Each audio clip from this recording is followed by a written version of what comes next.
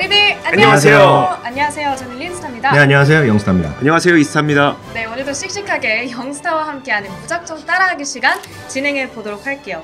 오늘은 좀 여러분들한테 진짜 지금 시점에 정말 도움이 될 만한 주제로 준비를 해주셨습니다.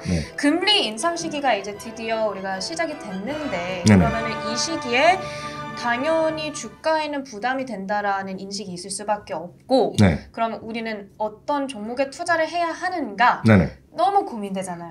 고민되죠. 그런 분들을 위해서 오늘은 ETF를 선별해 주셨어요. 그러니까 제가 오늘 이거 준비하면서 스스로가 또 깜짝 놀랐습니다. 그래요?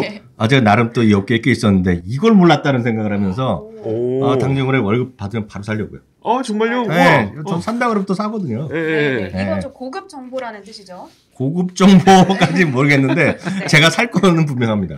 네네. $3,000쯤 살려고요. 정말요? 도대체 뭐길래? 사면 그냥 한번 사보는 거죠 뭐. 아니 근데 진짜 제가 깜짝 놀랐어요. 이런 게 다 있다는 생각했고 그래서 이제 말씀드릴 텐데 중요한 건 또 중간에 이후에 말씀드려야 되겠고요. 그렇죠. 문제는 이제 말씀하셨던 대로 금리 인상이 주가에 어떤 영향을 미치냐는 것인데요. 이런 거는 교과서적으로 보면 금리 인상은 주가에 분명히 마이너스예요. 왜냐하면 지금은 조금 올라가서 큰 영향이 없다고 그러지만 금리가 이제 정말 지금 0.2%, 0.5%가 아니라 1, 2%가 아니라 한 30% 된다고 생각해 보세요. 근데 이건 분명히 마이너스는 맞아요. 금리가 지금 엄청 올라가면 돈 벌어봤자 다 이자 갖고 가면 시장 전체가 안 좋죠. 물론 돈이 워낙 많아갖고 이자만 받고 사는 사람들한테 행복하지만 그런 사람도 별로 없잖아요. 그렇죠. 그래서 아무리 이자 많이 받아봤자 큰 의미 없거든요. 그래서 부담이에요. 다만 장기적으로 보면 그동안의 이제 경험을 보면은요. 첫 금리 인상 후에 한 4, 5개월 내지 길게 하면 6개월까지 그냥 혼조, 약간 마이너스 날 수 있지만 6개월, 12개월, 1년, 2년 지나면 다시 정상적으로 다시 가는 거거든요. 그래서 정상으로 간다는 거는 늘 말씀드리지만 1년에 미국 주식은 한 10% 오르더라라는 정도는 가는 거예요. 다만 이제 처음에는 약간 떨어질 수도 있었다는 것이 과거 경험인 그래프가 이거거든요. 그래서 가운데 여기 딱 보시면 first rate, Fed 하이크가 이제 지난주에 있었던 건데 이게 지금 진한 파란색이 그동안의 경험이에요. 52주 전부터 이번 52주 동안 주가 흐름인데 처음에 14주, 17주까지는 약간 마이너스 혼조잖아요. 그렇지만 그 이유는 올라가는 건데요. 근데 문제는 이번에는 그 전에 보면 첫 번째 금리 인상 전에 주가가 올라갔는데 이번에는 떨어졌단 말이죠. 특히 한 2달 동안 훅 떨어졌잖아요. 1월 4일 고점 이후 떨어졌단 말이죠. 거기에는 이제 역시 물론 물가도 있었지만 물가 올라가니까 기축금리 올라가는 건 당연하겠지만 그보다는 제가 봤을 땐 전쟁이 있었다는 거예요. 전쟁이 있었기 때문에 뭔가 좀 더 급해졌죠. 거기다가 금리도 올라가는데 뭔가 전쟁 나니까 불안하죠. 불확실성이 있고 그러니까 말도 안 되게 올라가니까 말씀드렸잖아요. 유가도 막 110달러 올라가고 유가 휘발유 넣으신 분 서울에서 2,000원 넣으실 거요? 와, 좀 됐어요 진짜? 됐어요. 너무 좀 됐어요. 전 차를 안 타고 다녀서. 하여튼 전 뉴스 봤죠. 거기다가 밀값 같은 경우가 사상 최고치 갔다가 14년 만에 최고치 가다 약간 꺾여 있지만 그래서 말씀드렸잖아요. 애물 시작하는 빵집 7,300원 됐다고. 근데 중요한 건 그 집 맛있긴 맛있어요. 월가워즈. 그런데 먼저 이번에 조정받았기 때문에 의외로 뭐 그렇게 떨어질까 하는 생각도 있죠. 그래서 아마 지난주에 첫 번째 금리 인상한 이후에 주가 좀 올라가지 않았냐라는 생각을 하는 거죠. 그래서 이번에는 모르겠어요. 이번에는 과거에 같이 첫 6개월이 혼조일지 모르겠지만 과거의 경험 대비 보면 먼저 떨어진 건 인정하자. 선반영됐을 수도 있다는 생각도 있다는 것도 참고하시면 되겠습니다. 그러면은 이제 좀 우리가 희망을 가지고 있는 거예요. 이번엔 금리 인상 전에 좀 떨어졌으니까 지금 좀 잘 가주지 않을까 이런 게 있는 건데 그러면 이 금리 인상에 오히려 수혜를 받을 만한 종목이 있다면 무엇이고 또 방어를 해줄 만한 종목이 있다면 또 무엇이고 이걸 여쭤볼게요. 그래서 오늘 이게 결국 금리가 올라가는 시기 아니면 인플레이션 시기 비슷한 얘기가 되겠는데요. 그때 좀 방어가 되거나 아니면 오히려 좀 혜택을 볼 수 있는 것들 ETF로만 4개 말씀드리겠고요. 혹시 기분이 좋으면 마지막에 딱 하나 찍어드릴게요. 정말요? 네, 딱 하나. 아니, 주식도 있어요. 어떻게 하면 기분 좋아져요, 영스타님? 근데 그게 더 중요할 것 같은데 방송하시다가 그게 문제죠. 그걸 아무도 모른다는 건데요. 그래서 오늘 아마 얘기하는 거가 방송이나 우리 방송 한두 번 정도 얘기됐지만 오늘 얘기를 한 번도 안 한 게 2개 있어요. 그 첫 공개입니다. 제 입 밖에서 처음 나오는 거라서 제가 나름 조금 더 부연 설명을 잘 좀 갖고 왔는데요. 첫 번째는 아주 가끔 말씀드립니다. 가끔. 그래서 은행 중에서도 큰 은행 있잖아요. IB 같은 진짜 투자은행 중심이 네네. 있겠고요. 아니면 은행 중에서도 물론 다 하지만 소매금융을 중심으로 하는 또 대형 은행이 있어요. 뭐 뱅크 오브 아메리카 웰스파고 요런 느낌. 그런 네네. 그런 느낌. 그런 느낌이죠. 그래서 JP 모건 하면 IB 위주로 되고 네네. 뭐 그런 거지만 또 다른 쪽으로 보면 뭐 합치고 붙였지만 네네. 결국 이제 뱅크 아메리카도 뱅크 아메리카 메릴 린치지만 뱅크 아메리카는 워낙 이제 기본적으로 보면 이제 소매금융 쪽이 좀 네네. 강하거든요. 소매금융이라는 게 쉽게 얘기해서 아마 우리나라는 익숙하지 않지만 해외에 계신 분들은 여러분들의 주거래 은행이 소매금융은행이에요. 주거래 은행에서 여러분들이 그 신용카드 발행하는 것 네네네. 이런 것들이 대부분이 그쪽이라고 보시면 돼요. 물론 다들 하지만 본인들이 대출 어디서 받았는지 모기지를 어디 받았는지 그게 이제 소매금융인데 그 중에서도 큰 은행 전국적으로 하는 거 그러니까 뱅크 아메리카나 웰스파고 이런 거 말고 예를 들어서 좀 그런 것들이 이제 소매금융인데 오늘 제가 말씀드린 것들은 그런 거 큰 은행보다는 큰 은행 뭐 여러 가지를 다 하니까 그 중에서 약간 리저널 뱅크 쪽이요. 아 진짜 지역 상업은행. 지역은행. 그러니까 우리나라로 치면 뭐 제주은행. 뭐 무시하는 거예요, 제주은행? 아니에요, 무시하는 게 아니고 그것도 우리은행 계열이잖아요. 근데 약간 그 지역 그 금융에 특화된. 아이고 우리 은행에 제일 제주은행 가신 분이 좋아요 기껏 누르고 구독했는데 구독 취소 나오겠네요. 삭제해 주세요. 이게 뭐냐면 큰 은행도 있지만 동네마다 은행들이 있단 말이죠. 네네. 동네 그 이름 달고 하는 것들 그런 것들 위주로 된 은행이에요. 그게 바로 리저널 뱅킹 ETF인데요. SPDR 스테이트 스트리트 하는 거가 되겠고요. 심벌은 KRE입니다. 아, 네네. KRE인데요.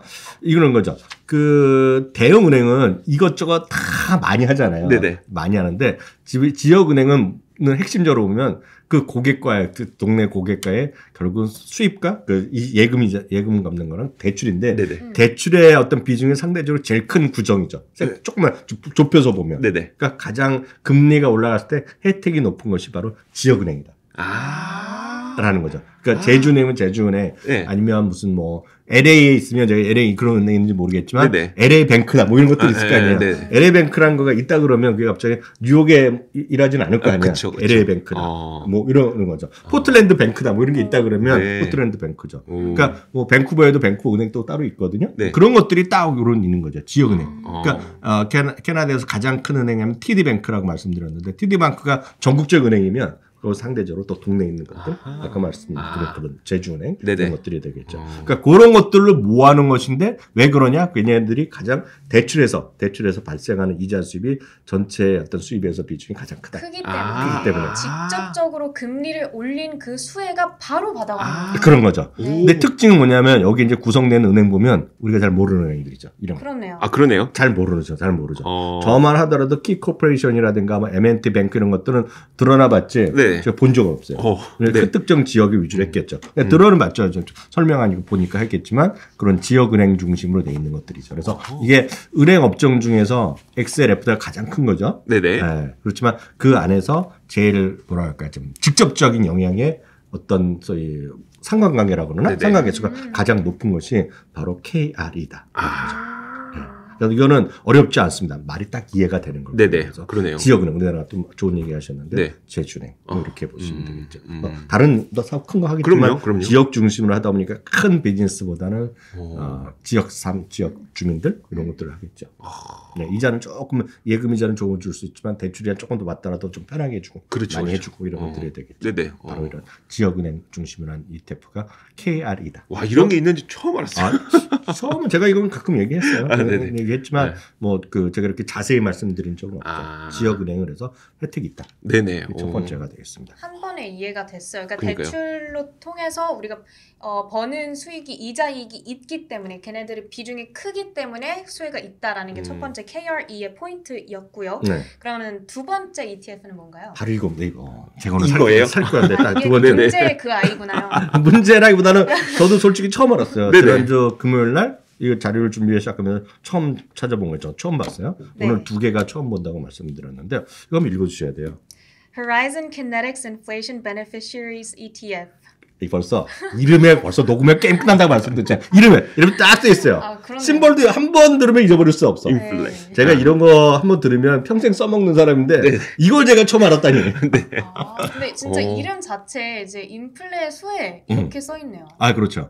그리고 인플레이션을 그대로 제가 이걸 번역 좀 해보면 인플레이션 시대에 상대적으로 수혜가 기대되는 섹터에 주로 투자합니다. 네. 그래서 지금은 에너지라든가 상품, 금융 서비스, 이건 제가 직역했기 때문에 그런데 그냥 은행이라고 보시면 돼요. 네네. 네. 그런 섹터 내 글로벌 40여 개 기업에 투자합니다. 그래서 이게 또 좋은 게 꼭 미국 한 50% 되겠고요. 네네. 뭐 캐나다니까 다 북미랑 같이 보셔야 되겠는데 미국이랑 캐나다가 80% 되지만 다른 나라들 다 있는 거죠.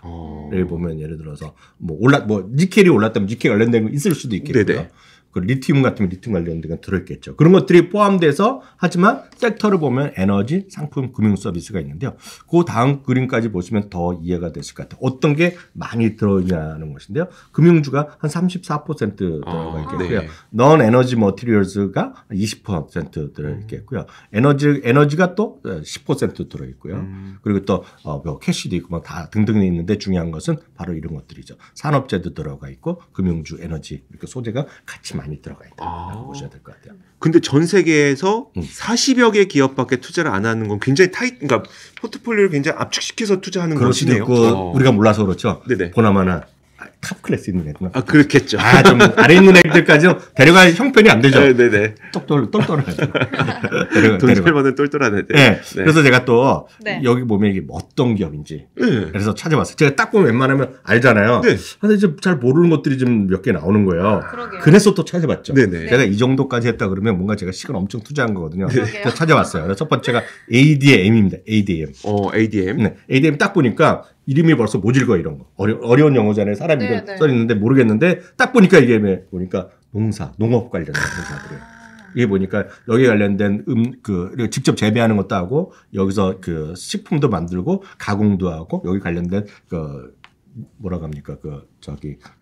농식물도 거래하고 네네네. 고려하는 유통시키고 이런 거가 바로 ADM이더라고요. 전 몰랐는데 딱 ADM이 딱 이 회사가 되겠고요.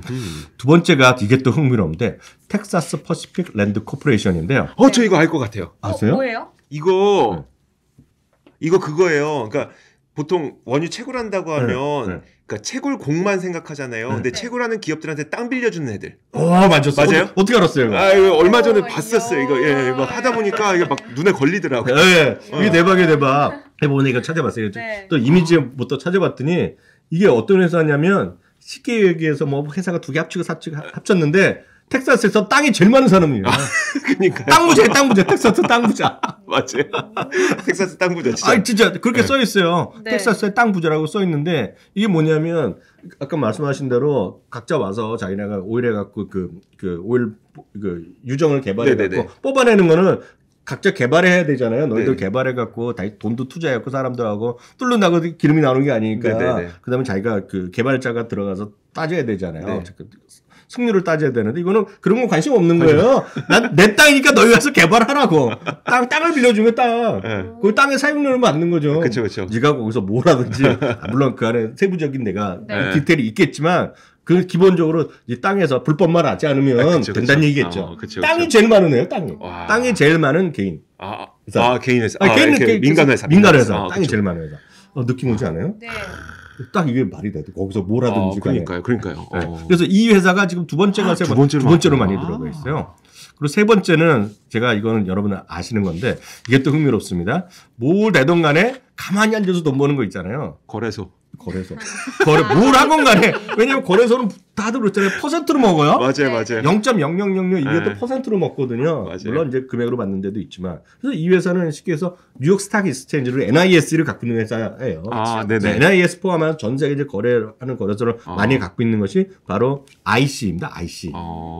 인터컨티넨탈 익스체인지거든요. IC 유명한 회사요. 이것까지 갖고 있어요. 제가 그래서 이게 정말 구성이 잘 돼 있다. 그렇잖아요. 우리 거래소에서 주가 올라가면 거래소에 돈 많이 벌고 네네. 증권회사 돈 많이 버는데 증권회사 증권회사는 직원도 써야 되고 막 머리 아픈데 가만히 있어서 돈 버는 게 거래소잖아요. 네. 그렇죠, 그렇죠. 대한민국의 증권거래소가 나라 거잖아요. 네. 거래소를 분양한다고 그래갖고 거기서 1%라도 저 이양용한테 주겠다면 제가 몸값 다 빨아서 하나를 사고 싶은데요. 네네. 가만히 앉아서 돈 벌잖아요. 그러니까요. 그거는. 아. 그게 인플레이션이랑 상관없죠. 재밌지 않아요? 그러네요. 이런 것들이 포함되어 있는데 다른 것들 한번 제가 시간이 없어서 못 봤는데 다른 것 한번 찾아보세요. 여기서 네네. 어떤 것들이 들어있는지 그쵸. 전 세계 이런 것들이 되니까 한번 찾아보시면 되겠고요. 이 그래서 주가가 보니까 이게 좀 사상체육과를 갖고 있네. 지금 인플레이션 시기니까. 그러니까요. 인플레이션 그래서 수혜 ETF인데. 제가 이걸 왜 몰랐나 하는 게 네. tum을 친 거예요. 이걸 알았으면 제가 진짜 정말 떴을 것 같은데. 이걸 몰라갖고. 이게 주가도 33달러? 주가도 착해요, 이거. 그러네요. 3,000달러면 얼마야? 백주 사겠네요. 근데 이거 생긴 지 얼마 안 된 거예요? 얼마 안 됐는데, 그래서 찾아봤더니 거래가 또 제법 돼요. 그렇구나. 네, 거래가 아예 안 되면 내가 소개를 안 하는데, 이거 거래가 또 되더라고요. 네네. 그래서 이거 괜찮은 것 같아요. 한 번만 들으면 이거 잊어버리면, 기억이 안 나면 문제 있는 분이에요.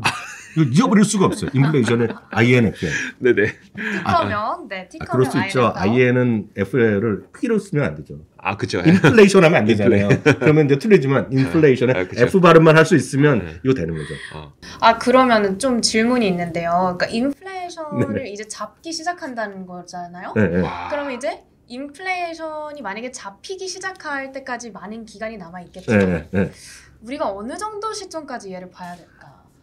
너무 디테일하게 질문하고 그럼 찾아보면 또 디플레이션도 있을 수 있겠습니다. 자, 그러면 좀 질문을 바꿔볼게요. 네. 우리가 인플레이션 시기지만 인플레이션을 잡기 위해 금리를 인상한 거니 그러면 인플레이션이 잡히면 이건 투자하면 안 되는 거예요? 이거 사셔야죠. 결론은 이거 좀 사셔야 됩니다. 왜냐하면 이 모든 것들이 결국은 떨어지겠지만 우리 엊그저께 우리 존경하는 제롬 파월 형님이 말씀해 주셨잖아요. 실시간 방송까지 해주셨고 통역까지 해주셨잖아요. 네네. 그때 그 전에 발표한 게 뭐예요? 올해랑 내년까지 해서 지금 9번, 10번 한다는 거잖아요. 그렇죠. 금리 인상. 그때까지 계속 올라가니까 금리 인플레이션 잡겠죠. 그러니까 그때까지는 되는 것 같은데. 무슨 말인지 알겠어요. 명쾌한 답. 제가 뭐 얘기해요? 알지도 못하죠. 근데 우리 파월 형님이 얘기하셨잖아요. 금리 계속 올라간다고. 점도표로 찍어주셨는데 저 같은 그쵸. 나부랭이가 뭘 알아요. 그렇죠. 월가워즈. 세 번째는 뭐예요? 세 번째는 제가 지난번에 우리가 한번 그 가격 결정력 얘기할 때 한번 잠깐 소개해드렸던 건데 이것도 제대로 한번 두 번째네거든요. 한번 잠깐 얘기했는데 이거는 가격 결정력 ETF라고 보시면 돼요. 근데 이거를 가격 결정력인데 얘네가 용어로 보면 그것만 할 수 아니기 때문에 퀄리티의 개념이랑 합쳤어요. 그래갖고 Principal Quality ETF입니다. 그래서 P셋이요. 네. P세터의 세터. 가격의 프라이싱 세터라는 표현을 쓰고. 프라이싱 세터. P셋 ETF라고 보시면 돼요. P셋 ETF인데요. 한번 말씀드렸다시피 가격 결정력이라는 거는 내가 물건 올리더라도 사람들이 계속 사는 거. 아니면 반대로 5% 10% 오를 때 기도하고 있으면 그건 없는 거다. 그랬잖아요. 그러니까 가장 좋은 거는 가격 결정력이 있는 거죠. 가장 우리가 쉽게 얘기할 수 있는 것이 무슨 라면이 값이 올라면 라면 안 먹을 수 있고 빵 값이 올라면 이 빵이 너무 비싸다고 안 먹을 수 있잖아요. 당분간. 그렇지만 지하철 요금 올린다고 안 딸 수 없잖아요. 그렇죠. 딱 그런 거가 가격 결정력이라고 보시면 되겠습니다. 그래서 주로 어떤 기업들이 가격 결정력을 갖고 있냐면 수요가 가격랑 상관없이 꾸준히 올라가면서도 가격 인상이 어떤 대응할 수 없는 것들 그리고 대체제가 없는 것들 꼭 그거 아니면 못 보는 거라는 것이 되겠죠. 넷플릭스가 처음에는 스트리밍이 거의 유일했지만 이제는 넷플릭스뿐만 아니라 다른 데서 많이 하니까 안 보면 그만이잖아요. 그런 것들이 그런 거죠. 하지만 대체제가 없을 때랑 있을 때랑 그 차이가 있겠고요. 특히 이제 독점적 사업일 때죠. 그래서 독점적이 아니라 누가 하려고 그러면 돈이 엄청 늘어나면 안 되잖아요. 돈도 많이 들고 리스크도 있다 그러면 참에 그 업종에 들어오기 쉽지 않잖아요. 그런 것들이죠. 예를 들어서 쿠팡 같은 거가 저는 쉽지 않다고 보는 것이 쿠팡이 엄청 돈을 많이 들였지만 그런 거의 똑같은 서비스를 많이 하잖아요. 먹는 거 보면 마켓컬리가 많이 하고 있고 지금 마켓컬리나 이런 거랑 쿠팡이랑 하는 걸 거의 똑같은 것을 그 신세계랑 지금 네이버랑 손잡고 하는 걸 하기 시작했잖아요. 그러니까 누가 이길지 모르죠 지금. 쿠팡은 엄청난 적자에서 네이버는 돈을 회사 보니까. 그렇기 때문에 우린 여러 가지 그렇게 생각하셔야 돼요. 그래서 저는 쿠팡이라는 거가 그 가격 결정력이 좀 없다고 보고 있거든요. 전 개인적으로. 그렇지만 어떤 특정한 것들 보면 가격 결정력이 있겠죠. 예를 들어서 무슨 크게 동네에서 미국에서는 발전소 같은 경우도 난 민간 기업이니까 동네에서 텍사스 한쪽에서 발전소 큰 발전소를 뭐 원자력을 갖고 있어. 근데 그 옆에서 갑자기 발전소 하나 더 만들어 볼까? 쉽지 않을 거 아니에요. 안 되죠. 그게 이제 독점력이 있는 것들이죠. 그러니까 그렇게 일단 이해하시면 되겠는데요. 기존의 가격 결정력에다가 컬러 튀는 거, 그 ROE 같은 것도 들어가고 성장 잠재력, 이익도 증가세가 계속되냐 등등을 만들어서 한 140여 개 종목을 구한 거가 바로 피셋입니다. 피셋. 네. 예, 되겠어요. 여기 보면 네. 어떤 게 들어가냐면 코스코 같은 것들이 들어가고 오릴리 오토모티브 들어가고 로스 들어가고 트랙터 서플라이 이리고 여러분 다 아실 만한 것들 네네. 많이 들어갑니다. 헐시도 네. 있다. 네, 그런 허쉬가 여기저기 많이 들어가죠. 지금. 맞아요, 맞아요. 그 로키드 마틴 이런 것도 네. 들어가고. 왜냐하면 전투기 하나 새로 만드는데 네. 나도 한번 만들어 볼까, 나도 팔아볼까 하는데 안 누가 되죠, 안 사주겠어요. 되죠. 그런 거잖아요. 지금. 아하. 그러니까 그런 것들이 되겠죠. 그리고 여기 보면 9번째 특이한 회사 나오죠. 네. Full Corporation.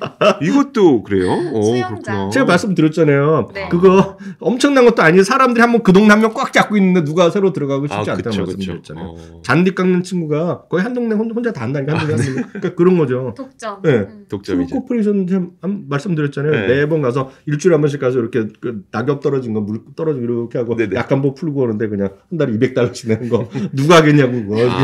차도 그쵸, 있어야 그쵸. 되고 약품도 사야 되고. 그쵸. 쉽지 않죠. 쉽지 그러네. 않죠. 음. 그리고 그 메이드 서비스가 많잖아요. 집 클리닝 하는 거를 그쵸, 서비스들 그쵸. 많이 네네. 있잖아요. 하우스키퍼랑 그런 메이드 서비스라고 많이 하잖아요. 네네. 그것들도 동네에 여러 개 있을 수는 있지만 동네 5년 10년 동안 단골로 하는 서비스 하는 분들은 많이 있거든요. 맞아요. 그러니까 그런 것들도 제가 보기에는 그런 가격 결정력이 있다고 아하. 봐야죠. 왜냐하면 그렇다고 해서 한 10년, 20년 동안 똑같은 회사에서 속해는 똑같은 분이 와서 일을 해주고 있는데 갑자기 뭐 했다고 갑자기 사람 바뀌기. 왜냐하면 쉽지 않잖아요. 내 그쵸. 집을 내가 비웠을 때 다 청소해 주는 맞아요. 건데. 신뢰가 필요하죠. 네, 그런 것도 이제 어느 정도 있다고 봐야 되겠죠. 어허. 물론 더 편한 서비스도 있겠지만 그런 것들로 여러분 한번 생각해 보시면 될 것 같고요. 주가 흐름입니다. 주가는 뭐 지난번에 보여드렸는데 지금 $50 중반 정도 수준. 네네. 이거는 굳이 어떤 섹터라기보다는 말씀드렸던 가격 결정력 자체 그런 퀄러티가 있기 때문에 인플레이션에 그런 관련만 뜨고 있지만 큰 틀에서 보면 다양하게 구성되어 있다는 측면에서 이것도 좀 훌륭하다라고 보셔야 될 것 같아요. 비셋. 네. 자, 이렇게 세 가지 봤는데 세 가지 중에서 인플레라는 티커를 쓰고 있는 그거 말고는 두 가지는 이미 소개를 좀 받았던 거. 그럼 네. 네 번째도 오늘 처음 이것도 태어나서 처음이죠. 입 밖에 네네. 처음 나는 건데 이것도 흥미로워요. 이름부터가. 이것도 흥미로운데 네. 이거는 오히려 이해하기도 쉽고 편할 수 있어요. 그래요? 왜냐면 앞서 인플레이션은 조금 생각대로 잘 모를 수도 있는데 이거는 개인들도 아마 찾아보시면 찾을 수 있는 거라고 보셔야 돼요. 이거는 소위 쿼트나 이렇게 계산 좀 하시는 분은 이런 걸 직접 한번 만들어 보실 수 있을 것 같아요. 오. 이름 한번 읽어주세요. 이게 이름부터가 지금 엄청납니다. 이름 좋죠? 네, ProShares인데 네. Equities for Rising Rates예요. 네. 딱 지금인데. 딱이죠, 딱. 이거 뭐 답이 써 있잖아요. 그래서 이런 거 제가 이거 어떻게 짜든지 아세요? 이런 거? 어떻게 뭘 준비하다가 찾을 때 쫙 이렇게 썼어요. Rising Rate 해갖고 네. ETF 같이 이걸 딱 찾아주죠. 딱 그런 식으로 찾는 거야. 늘 말씀드리지만 저나 우리 장호수 부장한테는 누가 하나 얘기해 주는 사람이 없어요. 다 직접 찾는 거예요. 그러니까요. 그래서 네. 이것도 대한민국에서 처음 소개하는 겁니다. 그러니까. 어디도 얘기한 적이 없어요. 그러니까요. 딱 이거예요. 여기 봐다시피 금리가 올라가는 시기에 적절한 주식. 와. 딱 이거예요. 이게 그러니까요. 이거가 어떻게 되는지 한번 보자고요. 네. 어떻게 우정하냐면 10년물 금리의 상승 시기에 10년물 금리가 딱 찍었어요. 10년물 금리 여러분들 매일매일 찾아보실 수 있고 그쵸. 리얼타임 가격이 나오잖아요. 10년물 금리의 상승 시기에 주가 상승률이 높을 것으로 기대되는 섹터랑 종목이 집중합니다. 근데 이거가 앞으로 올라갈 걸 어떻게 알아요? 그러니까 과거에 이랬던 거. 상관가격 높은 걸 찾았다는 거예요. 네네. 과거. 그래서 이거 과거를 3개월마다 계속 추정합니다. 그래서 조금씩 바꾸는 거예요. 매 분기 이런 작업을 합니다. 첫 번째, 최근 3년 동안이요. 그러니까 그 시기에 최근 3년 동안에 10년물 금리와 상관관계가 높은 섹터 5개를 선정해요. 그러니까 금리가 올라가면 같이 올라가고 떨어지면 떨어지는 거잖아요. 네네네. 그러니까 올라갈 때 최근에 올라가면 올라가는 걸 쫓아가는 거죠. 상관관계 높은 섹터를 선정해서 섹터가 11개 중에 순서대로 정해갖고 순서대로요. 제일 높은 섹터를 30% 섹터를 정합니다. 오. 두 번째는 25%, 네. 그다음에 15%, 10%의 비중으로 배정을 해버려요.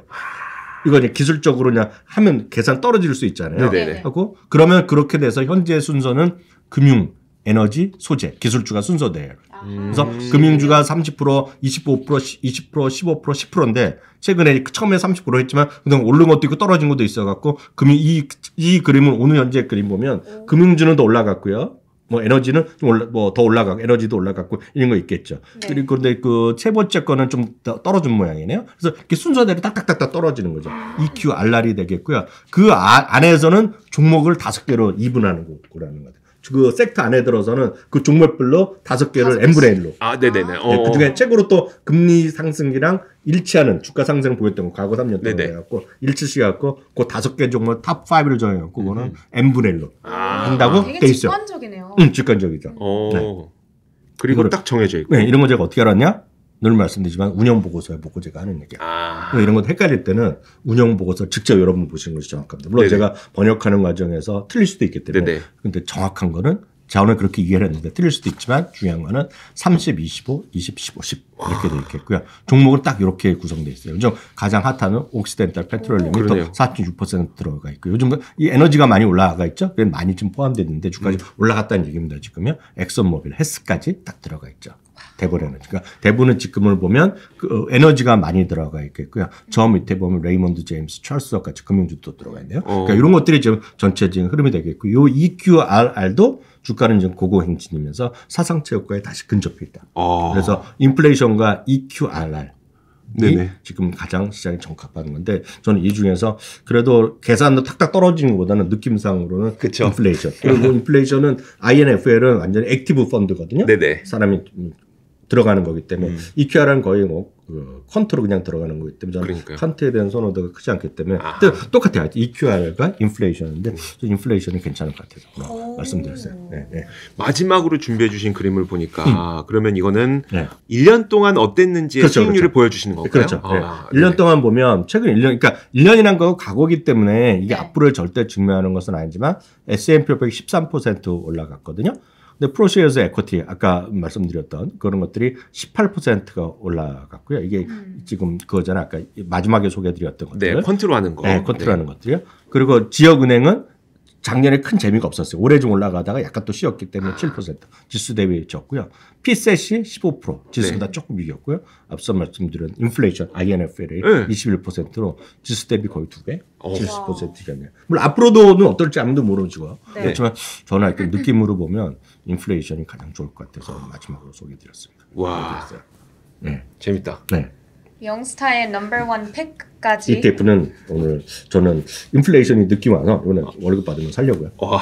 네, INFL. 네, INFL. 저 진짜 오늘 너무 재밌게 들었어요. 그러니까요. 그 여러분들 이제 우리가 네. 금리 인상기에 접어들었잖아요. 네. 지금부터 2년 동안 이제 금리가 계속 올라간다라고 봐야 되는 건데 그 기간을 우리가 어떻게 하면 현명하게 대응할 수 있는가의 내용들이 오늘 이 한 시리즈에 정말 많이 집약이 되어 있다고 그러니까요. 생각을 합니다. 네. 그래서 오늘 소개해드린 ETF 4가지 그리고 그 안에 포함되어 있는 종목들 잘 공부해보시면서 우리 금리 인상기에도 성공하는 월이 여러분들이 되길 제가 기도하겠습니다. 자, 오늘도 저희 무작정 따라하기를 시청해주신 여러분들 감사해드리고요. 저희는 다음 시간에 다시 찾아오겠습니다. 월이들 고맙습니다. 고맙습니다.